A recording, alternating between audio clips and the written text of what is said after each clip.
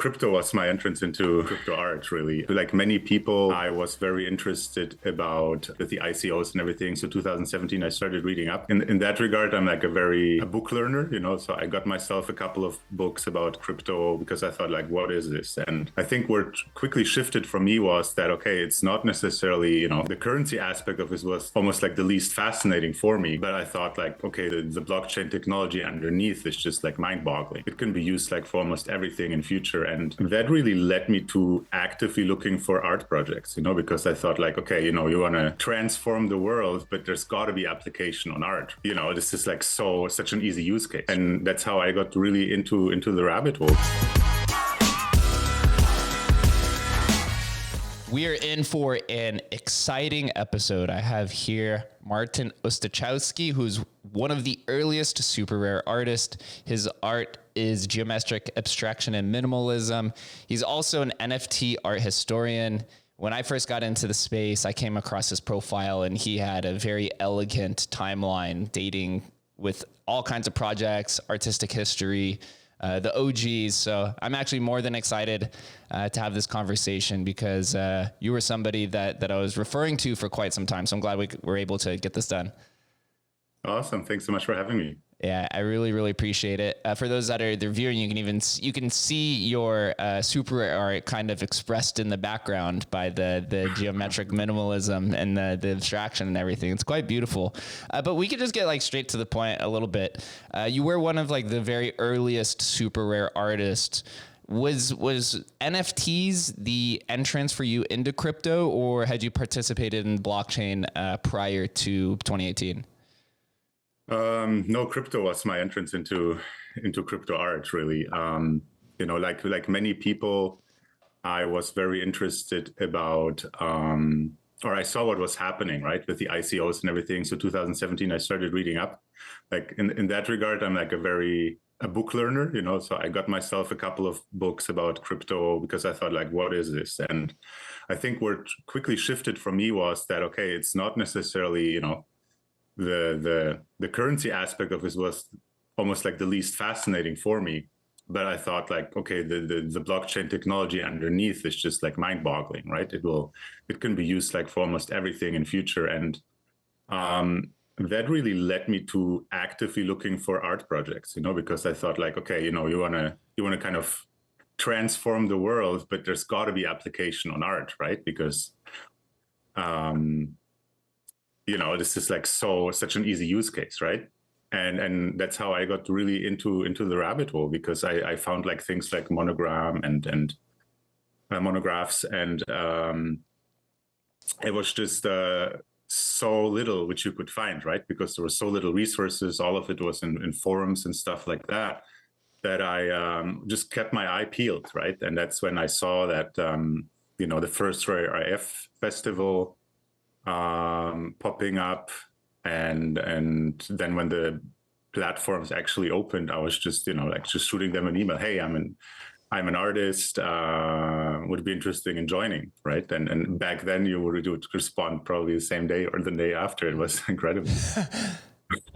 Yeah, it's back when everybody was still the community was still pretty small. Even today, it's still relatively small. I know the art sector of NFTs is probably the most farthest along when it comes to any sort of like NFT classification, because the community's kind of hung through, right? You go all the way back to Pepe's, which we'll talk about. But referring to Monograph, for those who don't know, it was created by Kevin McCoy and Neil Dash back in 2014, which is quite a unique story in itself. Did you ever dabble into these early technologies? Did you ever create anything on Namecoin or Counterparty or some of these, like ascribe any of these like primitive platforms?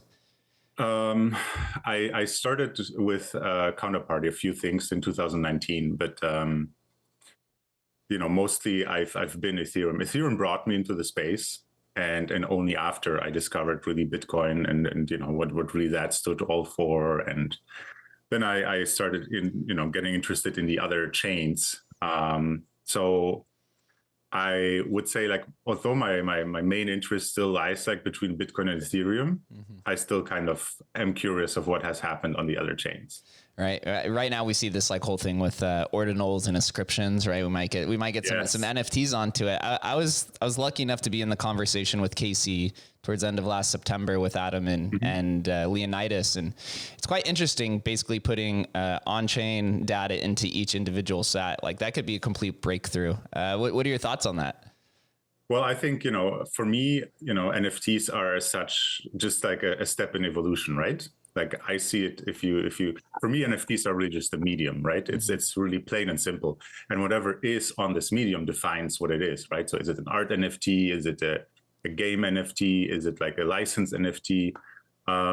As such, I found that if you just specifically look at like art or collectibles, it evolved, right? From like video cassettes, CDs, DVDs, so on. Right now it is NFT, what I call 1.0, because, as we kind of start reaching a critical mass, we are very, very aware of the flaws it has, right?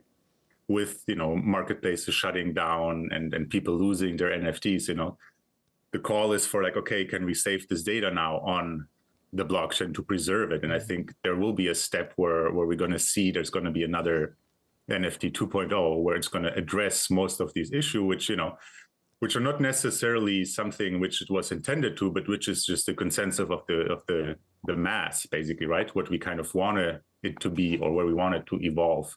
And I think as such, there might be also some consolidation on the chains where these things will happen.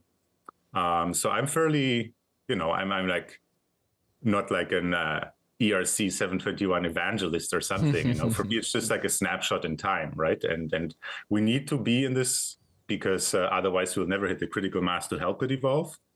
But at the same time, I think for me, the future is also like in preserving what has happened, right? So I think concepts like wrappers are extremely interesting to me because we really pride ourselves that, we have this data and these timestamps and everything. So we should not abandon it, wherever we move on. Yeah, I can see your NFT historian coming out. It's very, very similar logic that many in the historical NFT community possess. It's preserving that provenance. And we've seen over time that the historical provenance does not translate through a burn. We saw this with like Kevin McCoy, where he tried to do the remint, right? And there's all the issues with the Sotheby's.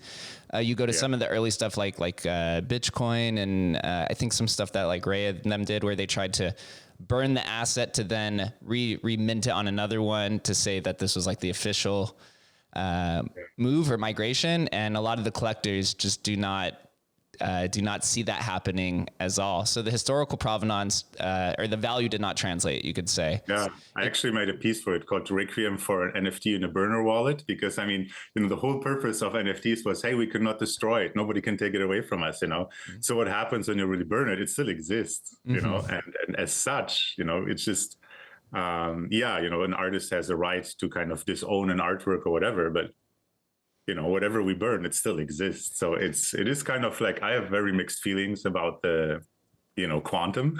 Yeah. For me, I looked also like into the technology, and I understand what kind of is reminted when you, renew a name coin asset. But, for me still, it's a second artwork, which we minted, on Ethereum, right? It's not the original artwork, because if we conceptually, we are asked to embrace so many conceptual things with NFTs, and now suddenly we get finicky, right? And say, like, oh no, this registration process works this and such, so it is burned. It does no longer exist. It is a new token. Like, no, it's not.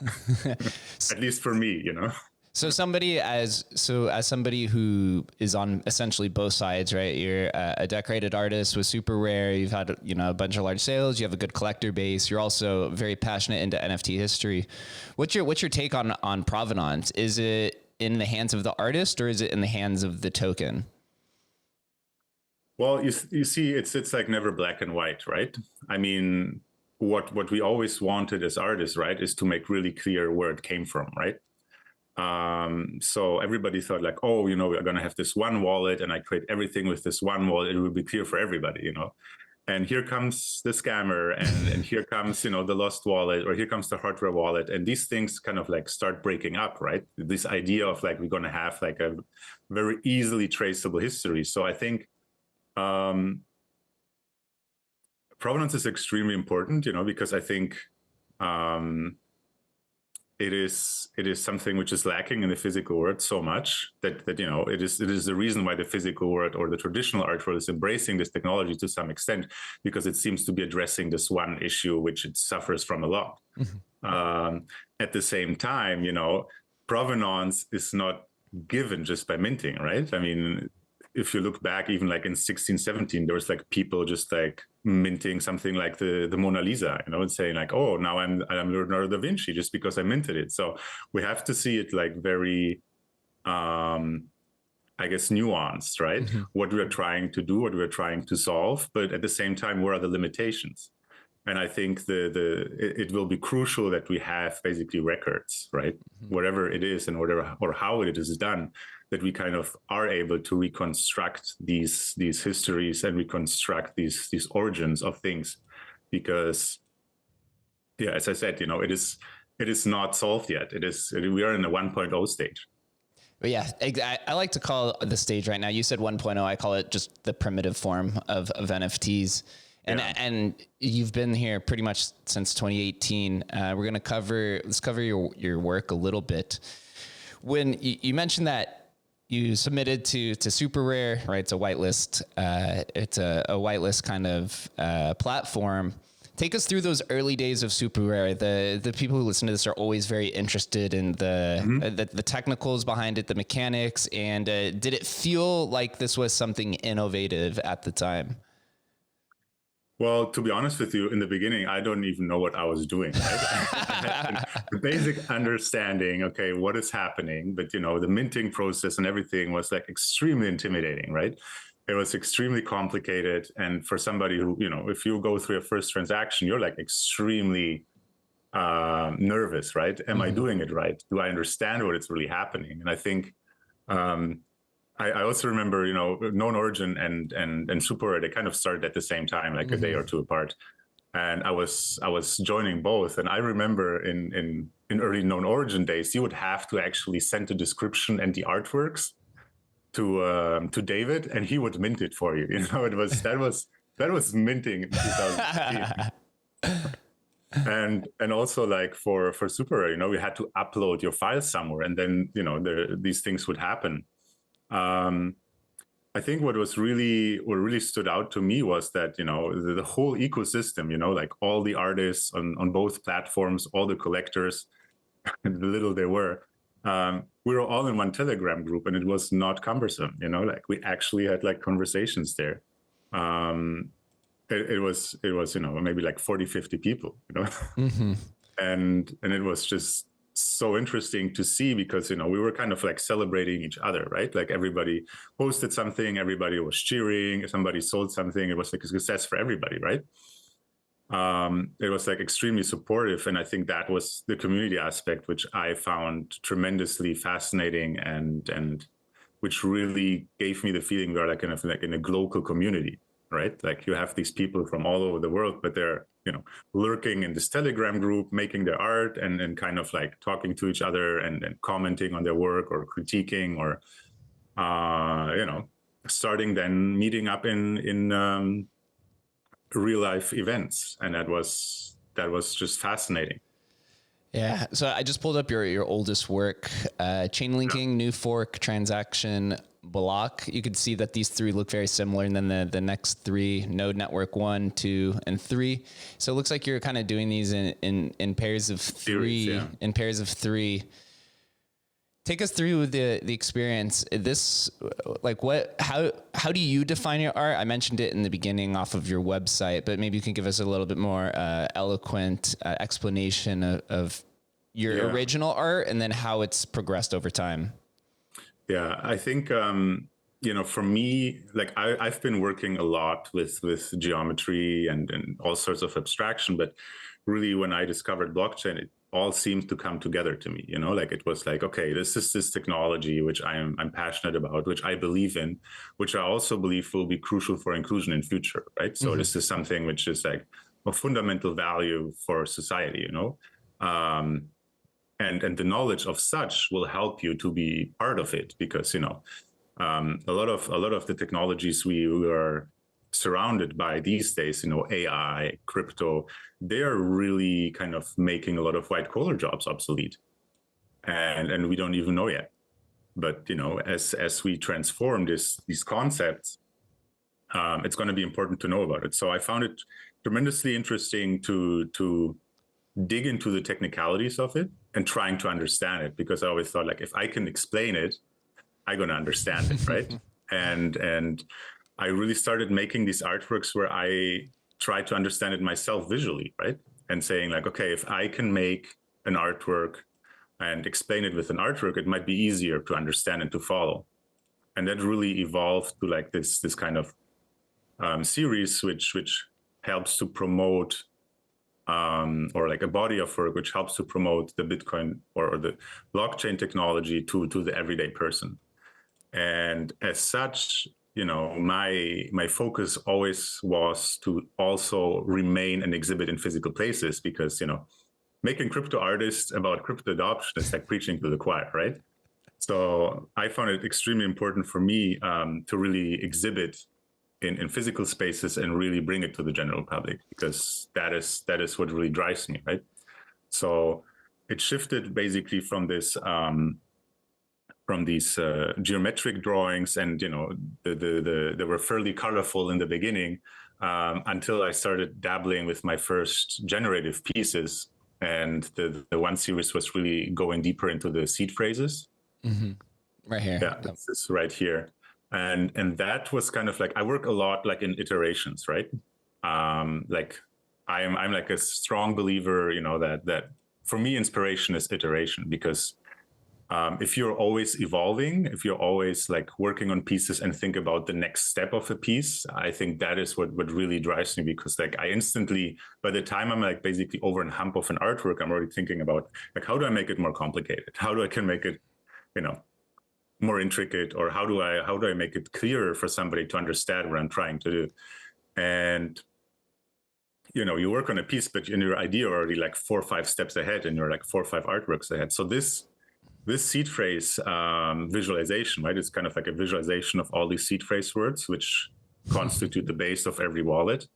Then became towards an algorithmic cloud. I think that piece is also on that website. But really the cloud moment, then where it all came together for me. Yeah, here it is. The cloud seed phrase. It's cool. So I've scrolled through about like 20 pieces. The first piece looked like it was in July of 2018, and you can start to see the manifestation of moving into this more crypto generative kind of decentralized world, from physical abstraction to digital abstraction. It's quite unique. But so then, as you first began minting on Super Rare, and then testing out these different platforms, which I've pulled up as like Known Origin, which was recently bought out by eBay, did you put the same artwork on different platforms, or did you try to curate a different experience as these new NFT marketplaces were popping up? I was really experimenting. I didn't know what works, what doesn't, and I still think I don't. But it was really about like, okay, let's just try it, right? I mean, I think by now I'm like on 7 platforms, and the problem is I have like extremely long processes, right? There's like pieces I work up to like 3 years on them, and that kind of limits my annual output so little that it's kind of like it doesn't make sense to be on so many platforms, because I cannot sustain like a flow of artwork. So I kind of stepped back, but I think what really fascinated me is just like, and I just want to come back to the cloud idea, because I think this is something which will help you understand it a little. When it came out as a cloud to me, right, it made sense in many ways, that there's a personal side and there's a conceptual side, right?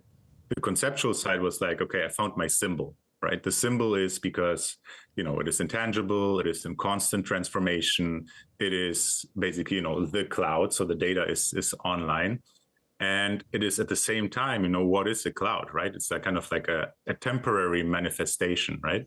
And I thought the same applies for everything crypto, right? Because at the end of the day, we belief in crypto, and that's why it has value, right? It is in that form a symbol of hope. The moment we would stop believing in it, people would disconnect their nodes, the cloud would dissolve, would just disappear. And this is like a fragility which, I find it tremendously fascinating to consider. And I think which is maybe not clear enough to everything. At the same time, we can assume this is the case for almost every currency, right? Mm-hmm. So there was this conceptual technological side which I found extremely intriguing, and then there came the personal component to it, right? Because I've been, and I discovered that really many years after, but like the sky and traveling has been like a red thread throughout my life. I've been at the age of 4, I was on my first flight. I was with my parents who were escaping communist Poland and emigrating to Germany, where already part of my family lived. I grew up in a part which was Germany before the war. And, a lot of these ideas about like identity and movement in general played a role, which was also then a long time a focus in my art. And what I thought about it, it was like, I moved over 30 times in my life. Wow. And that means, my real constant in my life was the sky. I've been traveling a lot for work. I think 82 flights alone last year. The sky is kind of like became like where I'm rooted in, because regardless where I live or what I do, I'm like, I live in Canada now. It's so my third country. It's I look up, but the sky is always there, the same, and this is something which I found interesting to discover, because then when you dig deeper, like, where do I spend my childhood, right? Like I remember being often like at the airport and watching planes. Like my first job was in aviation, it's like, it's really like a thread throughout my life. So that was where things fell together and we're kind of like, okay, you have the theme, you have this symbolism, which is super powerful and is also what is fantastic for symbolism in art is like, it is international, right? It has this idea that, it works across cultures. Everybody will understand it kind of like in the same way. And at the same time, it is universal.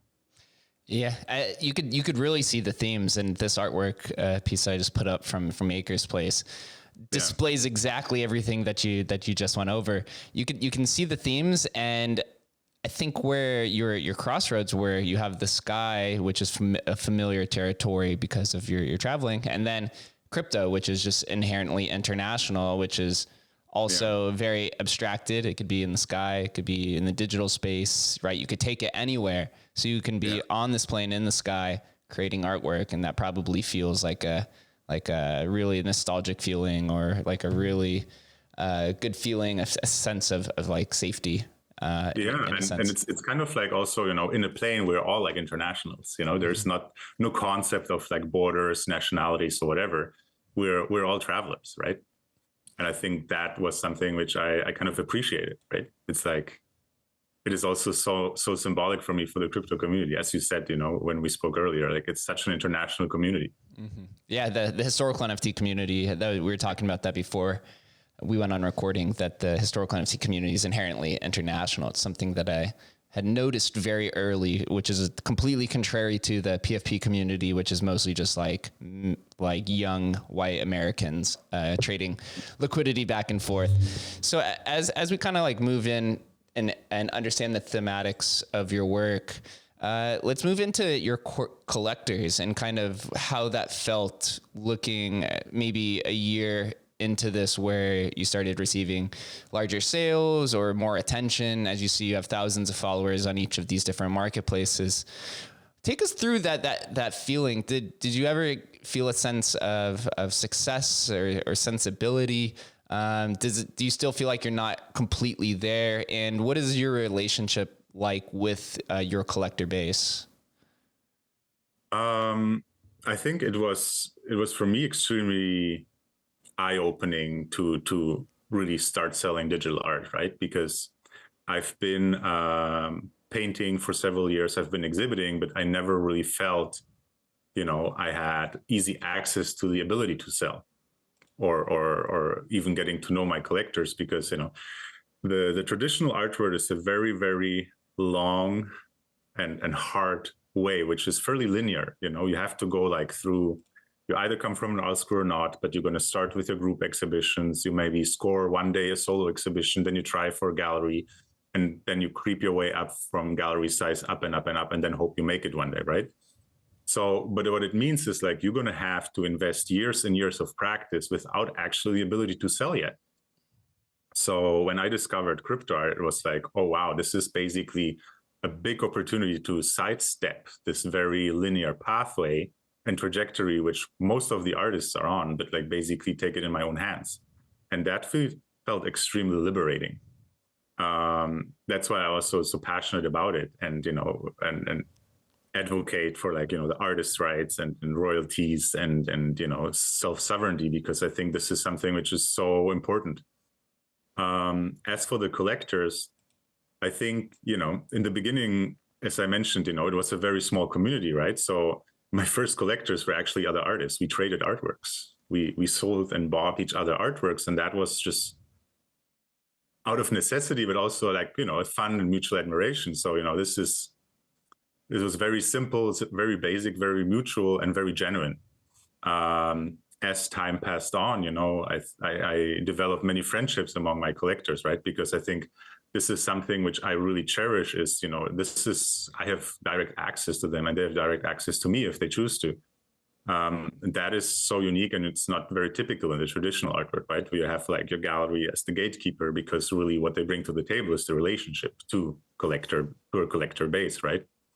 And that was for me so interesting working with these curated galleries, is because that's what they brought to the table. They brought to the table that they, over the years, built these relationship to a collector base, but they were not basically shielding them, right? They were basically saying them, hey, this is such and such, this is a Twitter handle, this is artist such and such, this is a Twitter handle. If you want, connect, and that's something which is super, super fascinating and exciting. At the same time, I'm really not a fan of Discord. So, I find Discord is such a cumbersome, convoluted application that I kind of stay away from it. I maybe log in once or twice a year. So, I had to find other ways of working with or connecting with my collectors. And a lot of that is through messaging. And, right now I'm starting like a newsletter, which I call the Cloud Collector.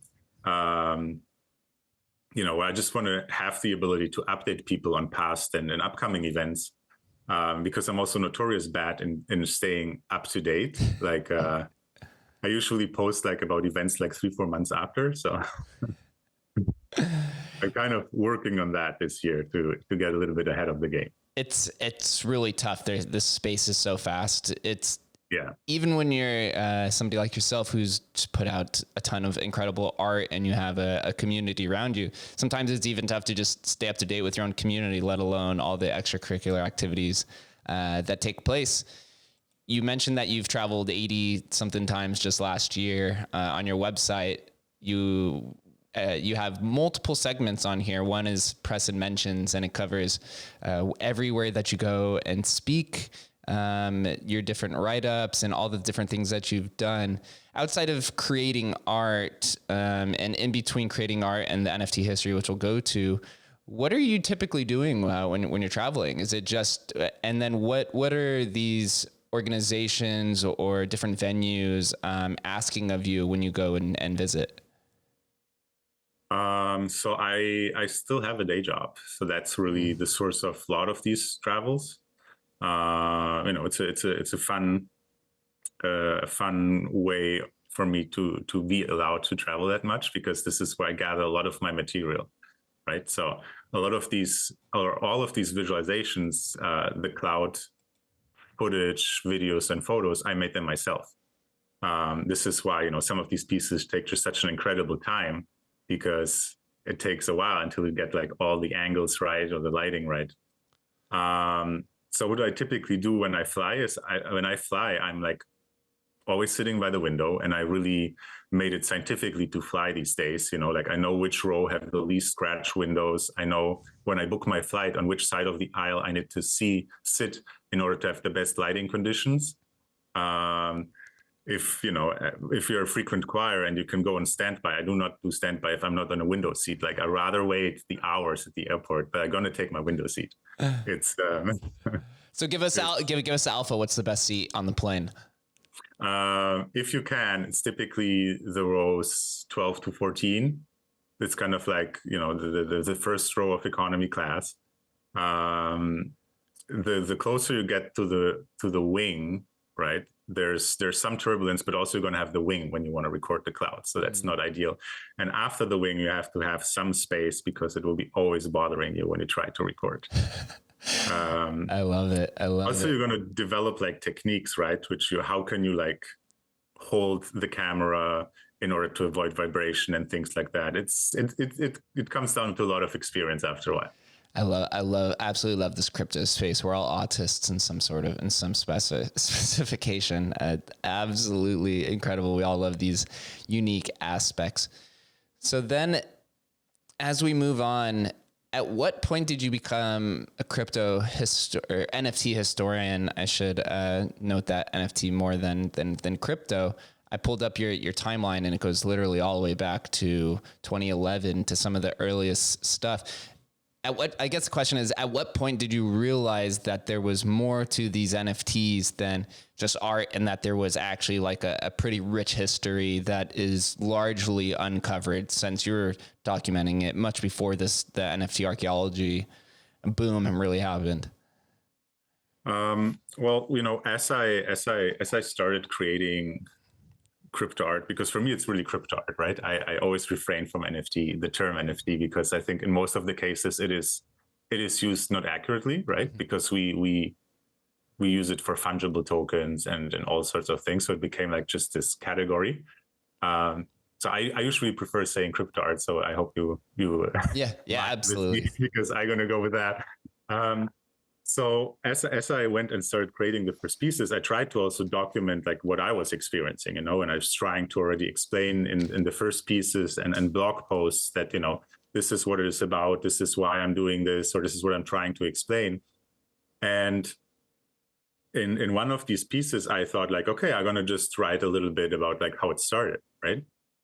So I started writing it up, and then I just fell like from one door to another, and it's kind of like a treasure hunt, right? And you see like there's this huge space suddenly opening up, which you haven't even known about. And back then, the whole discussion on Twitter was like crypto kitties or crypto punks. that was really where people were fighting about what came first or what is more important. So for me, it was like more like, as an artist, I was interested about every artistic expression on the blockchain. Like for me, it wasn't necessarily the most interesting technical solution, but really like, how did artists experience with it? How did people conceptually work with it? How did they try to dabble with it? Maybe even, back then in 2014, 13, do they really all understand it to that extent? And that was when this blog post kind of like started to exploding in size, that I thought like, okay, I'm gonna start making a timeline out of it. And I started collecting it in 2019, and I think I published the first timeline around April or May 2020. By then, it had already like quite a bit of, I include there usually a mix between like group exhibitions, solo exhibitions, crypto art events, some relative or what I considered relevant artwork. Is in that regard, I kind of made it kind of like a source-based approach, right? Like more like academic, that, if this is something which had like some sort of references or was referenced by others, then, it would make its way into the timeline. If something, if somebody was working in his basement and didn't open it up, and then there's an NFT craze, and he comes out and says like, hey, I did something like 100 years ago, it's like, okay, to which extent have you been part of this evolution? So I'm not necessarily always including these, and this is not necessarily like, I don't want to be tastemaker or something like that, but it's just like, for me, it's kind of like really like a staircase, right? Each of them builds on top of each other, right? You had to have these inspirations or these predecessors, because then they brought up new ideas or new applications. To which extent all of them knew about each other, I doubt it, but some of them always knew another project or another artist. And I think that as such is interesting to document and to preserve, right? Is to see then all these little parallel timelines coming together in one, seeing that, okay, this is actually like something which exists many, many years longer than most people anticipate. And B, it is also like really serious work, right? It's not just, it's like artists working on it, like serious artists, it's technologists, it's like coders, programmers, but really working on it in a conceptual way that is beyond just like, okay, I'm just going to do something random. It's like really trying to explore it and push it to some next level. And I thought this is interesting. So how did I become aware that I'm going to be a historian or something like that? I guess I was named that before I was aware of it, right? I remember there was like one of the first time I remember, it was like Colburn from the mock started calling me like the crypto art historian, and I was like, this is so funny, like I'm considered a historian for space, which is younger than Lady Gaga's Born This Way, and I thought like, okay, this is kind of like a playful kind of like smirk attribution, which is kind of funny. So why not? And I continued from there. I have such an extensive backlog by now. I think right now, in order to the time, I will double in size. Yeah, the staircase analogy, it's really straightforward and to the point of this kind of pigeonhole that a lot of us NFT historians get down, where you come across the earliest primitives, which is Namecoin, and then it goes to Doge Party and Counterparty, but then in between there's these random ones like Bitcoin and Datacoin, right? And then it comes down to this debate of like, is it a token? Is it not a token? Is it crypto art? Is it a digital asset? Is it non-fungible? Is it semi-non-fungible, right? There's all of these debates that go on, and it gets stuck in this echo chamber from a collector's standpoint, right? But the artist is never really taken into account. For example, the artist Hallucifile, who created some of the earliest puny codes, he created like 900 of them, and he said that he intentionally used the puny code to put art because that's what existed, in 2011 and 12 and 13. But the collectors on the other side say, hey, the token, the UTXO expired, so the provenance of the token therefore is expired, therefore it's not the same token, so the provenance is lost. And then you go look at then you go watch the Monograph presentation with Neil Dash, and literally on the screen it shows that they say the provenance is the chain of the ownership and not actually the UTXO of the token. When you're creating something like this, or at least when you're evaluating the history of NFTs, do you take all of this into consideration, and do you tend to be a little bit more strict on it, or do you try to be more loose because at that time there was really no roadmap or infrastructure, or you could say modern infrastructure to really build these things? It's a good question, and this is something I spoke about at the Historic NFT Fest in Barcelona last year. Because there is still no right or wrong in these timelines, right? Because if you think about it, is when does a project really start? Let's make a simple example: a marketplace. Is it when the marketplace announces it's going to be a marketplace? Is it when they upload the first artworks? Is it the smart contract date? Because all of these dates are not necessarily the same day. The smart contracts from some projects precedes the public announcement by weeks. On others, they already have the first artist and announcements, but then the smart contract comes a few weeks after, right? There is no black and white. And as such, it's kind of like always a gray zone on how are you going it, because you can usually not apply the same to each of the same marketplaces, right? This is kind of like fairly tricky. And I think, as such, what I try to kind of do is I usually include the sources, right? If there's like the first the first announcement of a marketplace, a press release or whatever. I sometimes link that. Sometimes I speak to the founders.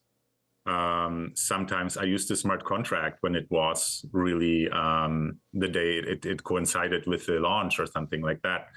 And at the end of the day, I think there's never going to be a consensus. That's fine. But as long as you try to include the sources, again, I think the academic approach has some merit because it works already for, hundreds of years.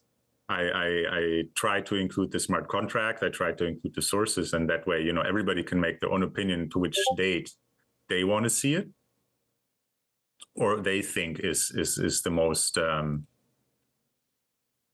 probable to be considered as the start date.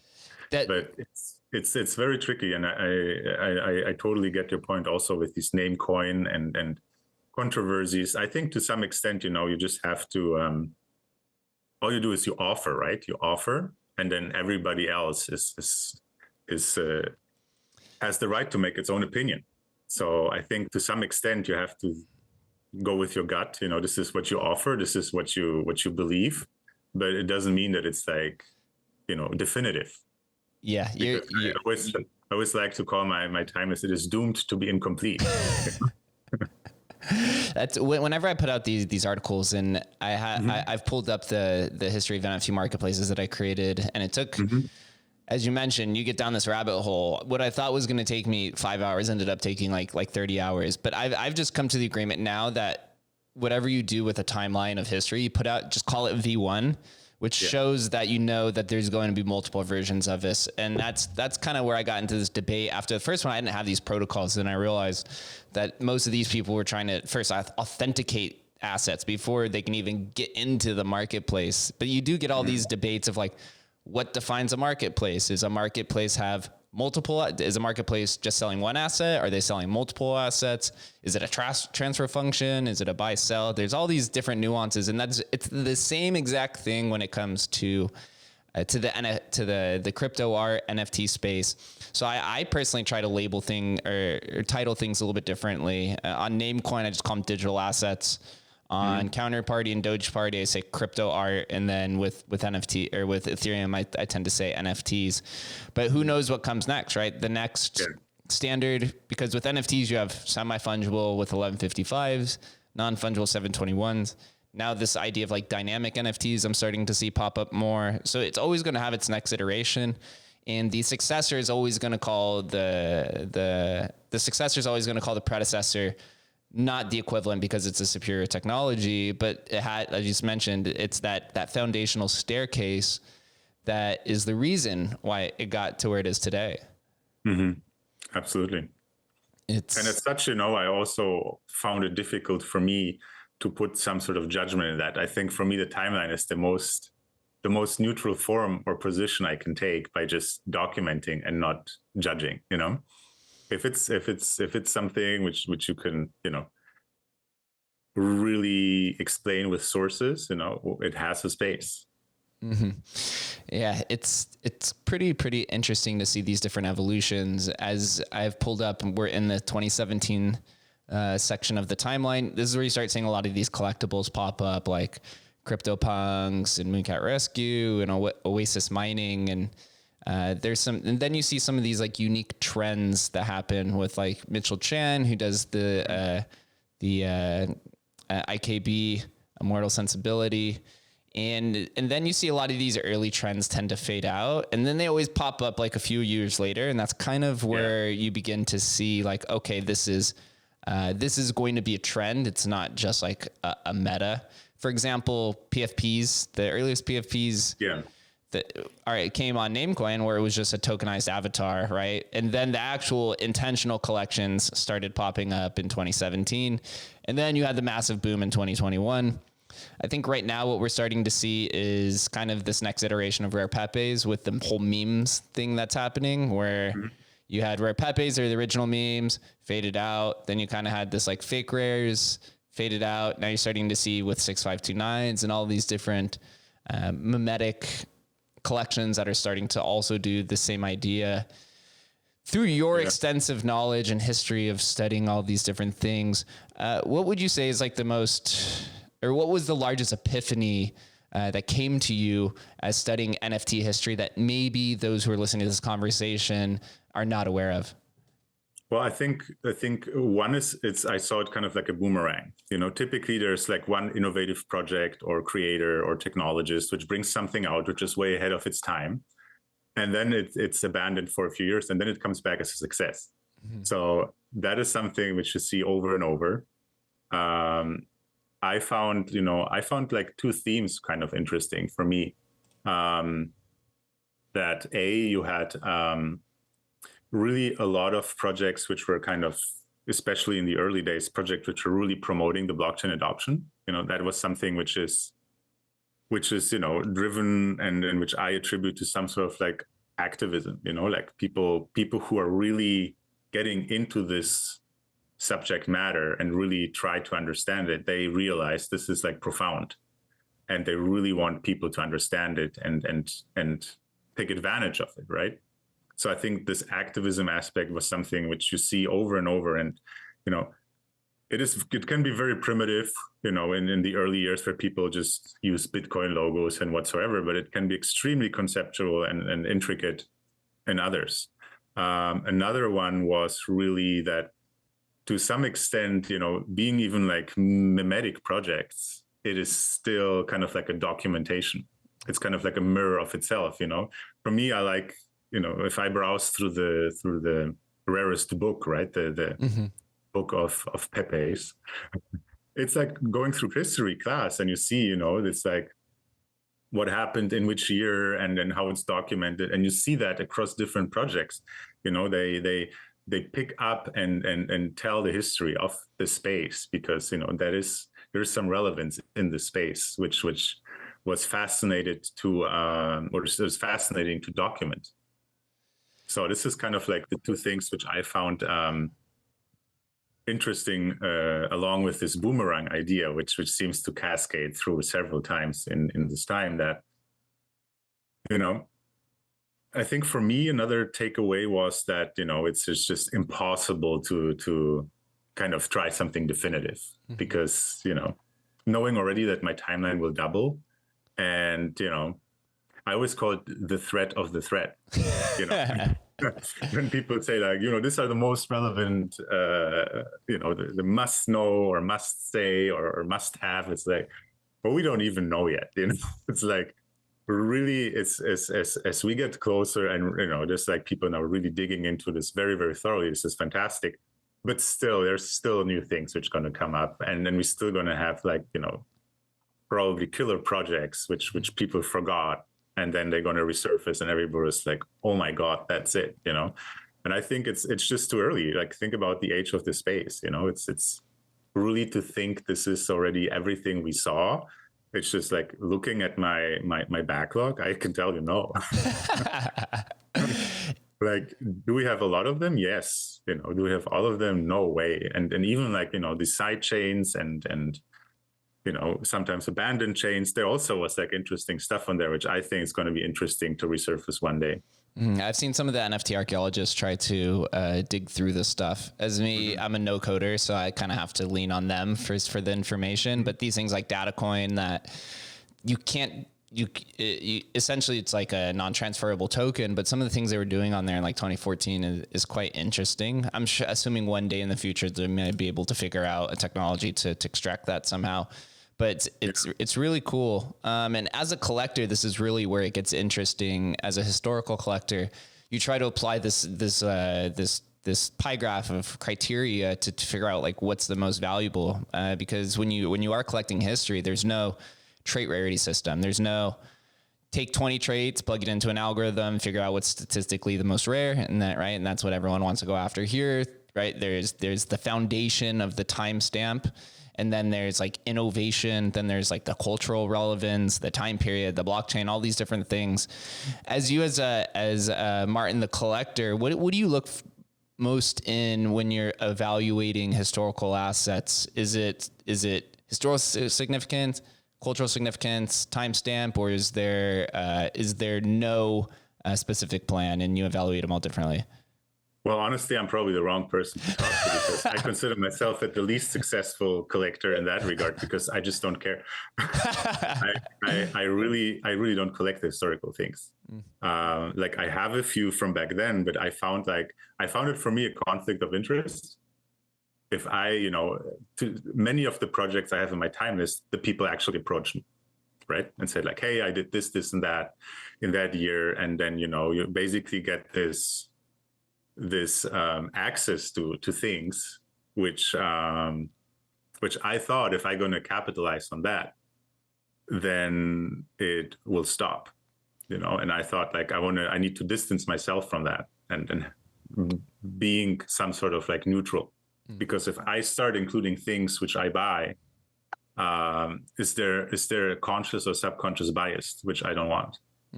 So really I don't have. I have very little historic projects, if you want, because and that is by choice. So do you? I'm actually the only one in the historic NFT space who's losing money, because I'm actually have sometimes a little bit of help with the research projects. So I'm actually spending money to make my timeline and not capitalizing on.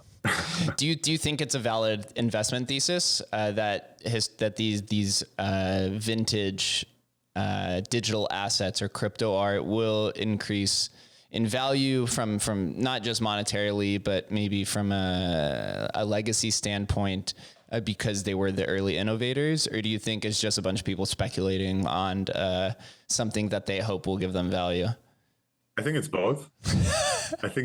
There's as from a historical perspective, I'm kind of happy to see, that there's effort done in order to preserve. That is always something which is, I find, important, right? And I think it's maybe a necessary evil, in order for us to keep these records or keep these chains going with running some nodes to preserve it. At the same time, it was always something which I was not necessarily that interested in, like for me, it was like at the core, I'm still an artist, like if I want to sell my art, I don't want to trade, you know what I mean? And that was another facet to, the history part is super important to me because I think it was, or it still might be underrepresented. A lot of people liked to really just put crypto art in a category like with scams and currency, and then it's like the casino or whatever. But like what I tried to do is like changing or contributing to a change that is perceived like it's an artistic movement, and that is a thing which really drives me and fascinates me, because that is something which, I think people need to understand, right? It is PFPs, it is this and that, but it is much, much more. And that is really what interests me and excites me, right? Now, if I look at what I have collected over the years, it's really mostly artworks. Beautiful. It's artworks from artists but not the ones which approached me. I was very strict about that. I would have been probably sitting here with a fur coat right now having this interview with you if I would, but right, you're literally around the same time as some like Xcopy and Hackatown and a lot of these people who their art is amazing, but you're also friends with them, so it's a little bit of a different dynamic. But to see some of the valuations got to be incredible to see, like from a handful of dynamics. Yeah, I'm very happy for them. Like it's a lot of these people, which, you mentioned Xcopy and Hackatao. These are people who not just started in 2018, which have like an artistic practice which goes back years and years and years. Why could anybody argue with that? It's great. I'm very happy for them, and I think it's merit based to some extent. Which is great. So I'm like, if you want to know in which direction I'm usually go and I collect, I'm very interested in people who have a practice before. Smart. That's a very smart thesis. It's because as an artist myself, and who has been an artist before, it's like people who have been artists, they usually also want to stay artists. This is not just, I always say, like, what's your expectation for people in the space, right? Are you looking to like now speculate make a lot of money and then stop being an artist. It's like, no, I'm not interested in these people, right? I'm interested in people who have been artists, who have been working their buttocks off to make it in the art, who use that as a vehicle to drive their artistic practice, but who also interested into being an artist and continuing that practice, right? Because that is something which I want to, if I want to say it, bet on, but like, this is what I want to support. So typically all these collectible projects, you know, I keep my hands off it. It's like, it just doesn't interest me. You know, for me, it's graphic design to many extents, you know, like I'm not interested in utility. I'm really, but this is as an artist, right? I'm like really more interested in art. So as such, you know, I'm interested in artistic projects. There's some PFP projects by artists which are interesting, you know, but the founder-based, utility-driven, collectible approach is something which doesn't resonate with me. Hey, very, very respectable answer. So then as we close this out and we put on our thinking caps and use our knowledge of understanding history and trends, where do you see the space going over the next, I don't know, 2-3 years? And then also for yourself, what's in store for the future of MLO art? Well, looking forward to the future, I think, you know, I like to think, and I always like the reference of a tornado. For me, having looked into the past, you know, it was extremely disruptive. It was extremely innovative. It was extremely loud, what we've seen in the past. Then we hit 2021 and everything is an NFT. And this is for me like the eye of the tornado, you know, literally the air stands still. It's like we reached a saturation, you know, everybody's a copy of everybody. And I think we are exiting because the bear markets are really good for that. And saturation for me is something positive because it forces innovation, right? Mm-hmm. If you want to stand out in this mass, you have to make something new again. And this is, I think, exciting for me because I think we are exiting this tornado where we're going to see projects and crypto art projects, which will incorporate NFTs to some extent, but will also think again on a massive, on a bigger scale and just looking at changing things and, you know, the economical, environmental, social aspects. This is going to come again into the foreground and not just this little box of the NFT, which we seem to be stuck on right now. Nevertheless, you know, we are still trying to push these limits of this little box, right? And I think these are interesting aspects, you know, with these constantly evolving NFTs, with expiring NFTs, with soulbound NFTs. You know, these are like approaches which I think we're going to see more and more because, you know, as we have a medium, we are kind of pushing at the limits until we evolve to the next stage. And I think this is where it's going to be headed as, you know, as it becomes more and more clear, you know, that this loss of these NFTs is going to be such a risky field. I think there's going to be an evolution to the NFT too. And I'm curious to see A, what it's going to be, you know, and B, on which chain it's going to be, which chain will be establishing itself in this. I think, you know, that's also one of the reasons why, again, as an artist, you know, you want to be aware of that, right? You want to be open to that, to have this evolution and see this evolution. So that's why I think it's important to have an open mindset and not being like very, you know, fixed on only one chain or only one marketplace or only one standard, but really to think about like, you know, see it as an evolution, an evolution which you don't know where you're on, and just be ready and open to it because this is with how things evolve, and I hope they evolve in a good direction. You know, because that was something which we failed, I think, in 2011 is that, you know, we were a lot of people with high values, you know, it's like we were in it for like reasons. And as the people poured in, we were not able to establish these reasons with, you know, resources, with education and so on. So I think, you know, all these things, you know, podcasts and timelines, this is all important to create these resources so people find that space to kind of get to know this. Where it's heading towards myself, I am, you know, working on several projects, physical exhibitions this year, working on some generative series, A little bit early. I don't know when you want to air it, so I kind of. This will be about 2 weeks from now.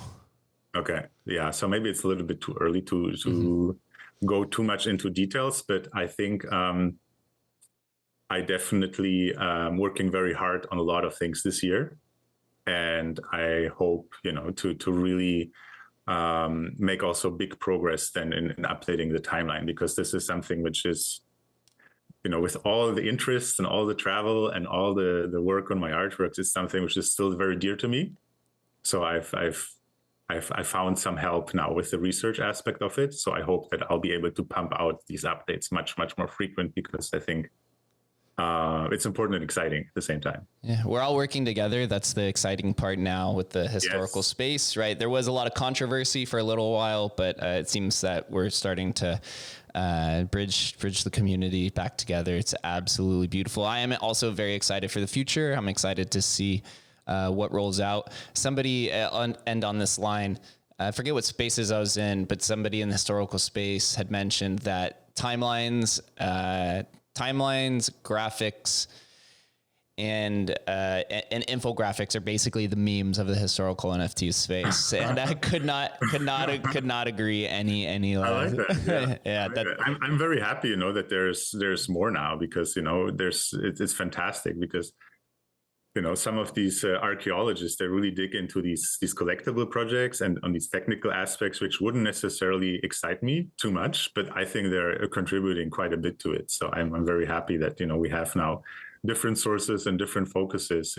Also what's happening right now with building up the same thing for music, I think it's going to give us all a better understanding of what is happening and where it's going. Yeah, if you're an NFT archaeologist, keep doing your work. We appreciate it. Martin, appreciate you for doing this. Amazing, incredible conversation. You're very knowledgeable. Everyone, please make sure you go give him a follow. He has a lot of good information. We didn't even cover like half of his website, so there's a lot to dig into over there. So I appreciate you for coming on, brother. You are awesome and a true innovator in the space. Thank you so much. Really appreciate it. And it was a great chat. Yep. Thank you guys for listening and watching. We'll catch you next time.